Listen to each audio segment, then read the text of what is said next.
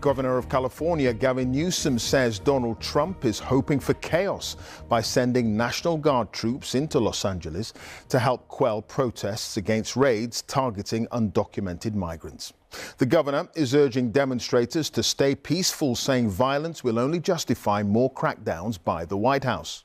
Tonight, federal agents from the Department of Homeland Security clashed with protesters, while on social media, Mr. Trump said the demonstrators were led by radical left activists and they wouldn't be tolerated. Well, John Sudworth is live in Los Angeles for us tonight with our top story. John. Well, you can see the National Guard members standing behind me. California National Guard, it says on their riot shields there. They've been deployed just as President Trump said they would. And on this side, you can see a crowd of a few hundred protesters. They've been shouting things like, "You work for us." And although it's been overwhelmingly peaceful throughout the afternoon, we have seen a bit of tension with tear gas volleys being fired on one occasion. And this crowd is furious at what they see as a major breach of precedent and protocol in American politics, overreached by the White House. The first time, Clive, in 60 years that the National Guard have been sent in to a US city without a specific request from a state government. The National Guard on the streets of Los Angeles, here ostensibly to keep the order. But the deployment itself has caused a political storm. 2 days of protests have seen sometimes violent clashes between locals angry about immigration raids in the city and law enforcement using tear gas and rubber bullets.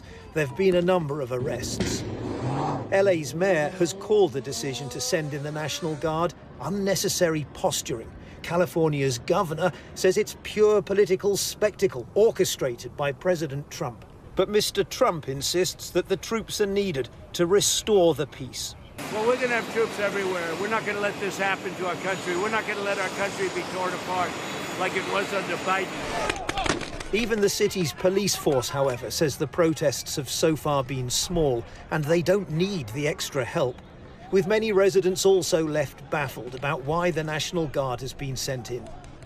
I think it's an intimidation tactic. I think it's trying to make sure that people don't don't come out and give protests.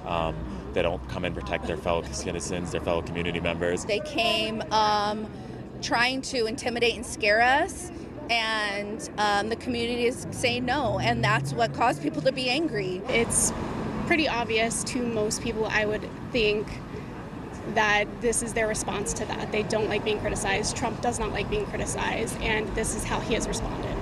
The protests were triggered by the arrests of dozens of immigrants. California is the world's fourth largest economy and relies on this workforce. Many Democratic politicians argue that those working without documents and who pay their taxes should be left alone. At one point, one group of protesters tried to stop a bus carrying some of those detained. But Mr. Trump, basking in a standing ovation at an Ultimate Fighting Championship match in New Jersey, insists he's fulfilling his mandate to crack down on illegal migration and that no one can be allowed to stand in the way. John, things look relatively peaceful where you are, though tensions could, of course, shift. And how much of this situation is actually the result of a dreadful relationship between President Trump and the governor of California? Well, what shifted in recent days and weeks, Clive, is the administration's targeting of immigrants has shifted from a focus on immigrants with criminal records, the sort of hardcore immigrants that Donald Trump promised to go after on the campaign trail, to what many see as much softer targets, the thousands and thousands of undocumented migrants who staff this country's farms and restaurants, and that these protesters say ought to be left well alone. Of course, Mr. Trump claims he has a mandate. Immigration was at the centre of his election campaign, but it is very clear that that tension you speak about, that was there long before these protests, is beginning to show in terms of that relationship between states like California and the White House. And there is no doubt that Democratic politicians like the Californian Governor Gavin Newsom believes that the National Guard are now being used as political pawns in all of this, purely for political effect. All right, John, thanks for that. John Sudworth live in downtown LA.